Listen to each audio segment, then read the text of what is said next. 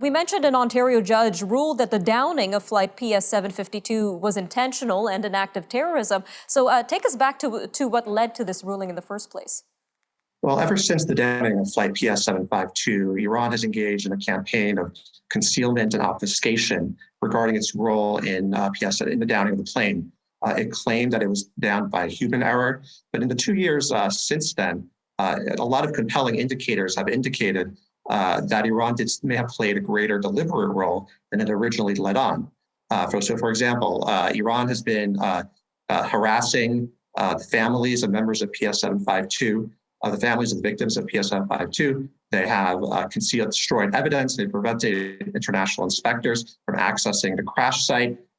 They've also, if you look at the shoot down themselves, it shows that Iran was positioning the air defense missile system right near the shoot down, even though this was right near Tehran's international airport. So why was Iran doing that?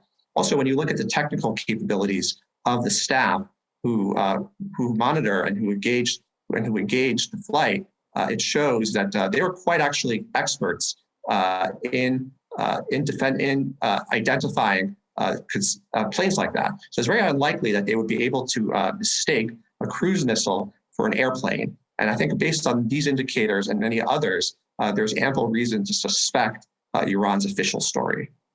All right, some very interesting information there. Now, this Ontario judge is demanding the families of 6 victims be awarded millions of dollars in damages. What do we know so far about the governments of the other 3 countries and what they've called for Iran to do?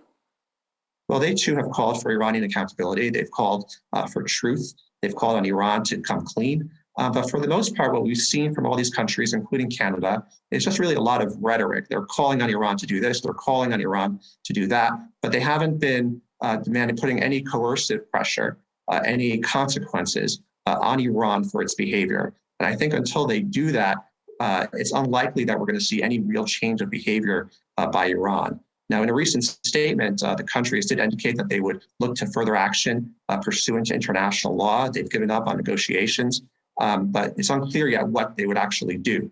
So I think in the coming weeks and months, Canada and its allies are going to have to fundamentally reassess their position and to make a real determination of really what Iran has done and what the consequences of that should be. All right, so just about a minute and a half left here. But going back to an article to the Hill Times, where you and the Association of Families of Flight PS752, you're suggesting that Canada can do more in this situation. So what steps can Canada take here? I think there are a range of steps Canada can take. It can refer Iran to the International Civil Aviation Organization, which is a UN body tasked with devising global standards for aviation. It can refer there, which in turn can go to the International Court of Justice. The RCMP could conduct independent investigation of the shooting. To date, it inexplicably has not done so. Instead, it's been assisting a Ukrainian investigation.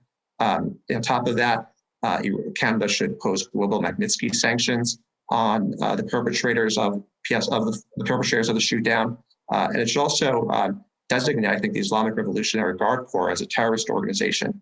Islamic Revolutionary Guard Corps, or the IRGC, is the entity that oversaw the shoot down of flight PS752, and there should be real consequences of that that Canada should impose.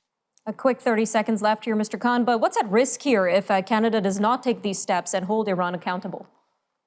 Well, first and foremost, this is about justice. This is about truth.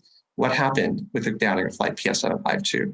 I think Canada has a responsibility to get down to the bottom of what happened and to give some closure, I think, to the families of the victims. 176 people were killed, and yet they don't have closure. They don't know what happened, and Iran has not come clean. I think this also sends a really terrible, if Canada fails to act, I think it sends a really terrible message about what Iran can get away with in the international system. If they can do this without accountability, if they can shoot down a plane without accountability, what more could they do? So I think for these reasons, I think a lot is at stake. Canadian credibility is at stake, and Canada has to show that there are real consequences for its actions. Mr. Kahn, thank you again for joining us today on Forum Daily. Thank you so much. Good to be here. We'll be right back.